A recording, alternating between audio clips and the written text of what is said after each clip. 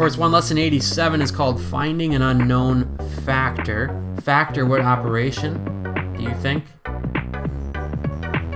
Add, subtract, multiply, divide. Factors are the numbers we are multiplying to get to a product, right? So these are factors. What if you don't know one? And I love this lesson. It's going to be quick, and it's actually technically review, because if I do recall,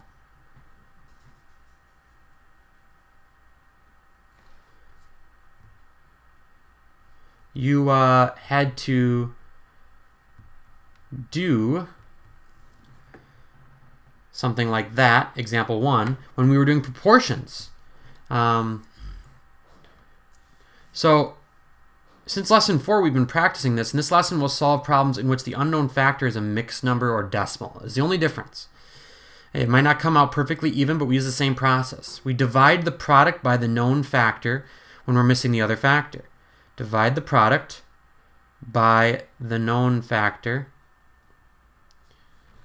So like 21 divided by 5 to get the n. N is the quotient, right?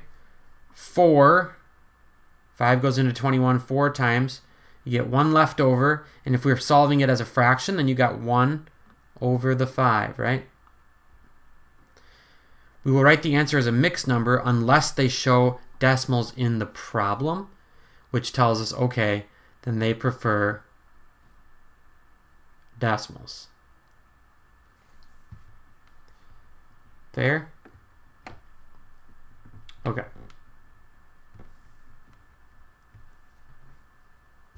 Just a couple more. First of all, are we going to solve with decimals or fractions? Decimals in example 2, because they've used decimals. Here is the known factor. Here is the unknown factor. Here is the known product. We need to solve for m. So we divide this by this. Over, up. Put your decimal in place. Now it's just 6 into 0.08. You could also do 60 into 8 if you wanted to. So obviously 6 does not go into 0, but it will go into 8 once with the 2. And since we're solving for decimals, we'll drop the 0 down. 6 fits into 23 times, and it's just going to keep going from there.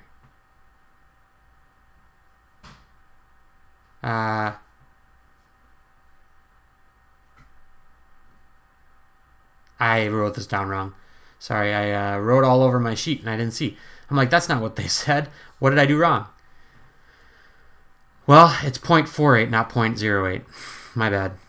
So over up, it's now 6 going into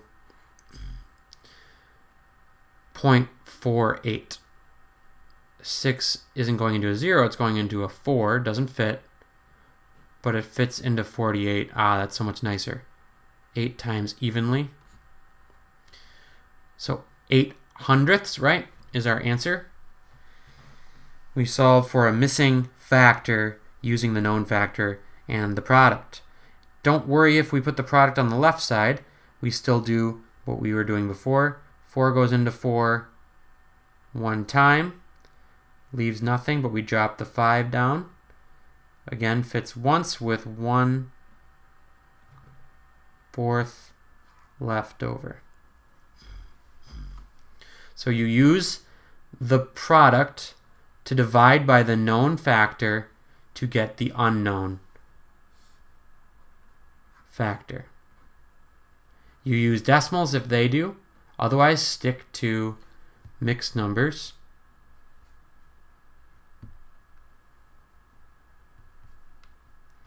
And for practice problems, pick 2 and show the work.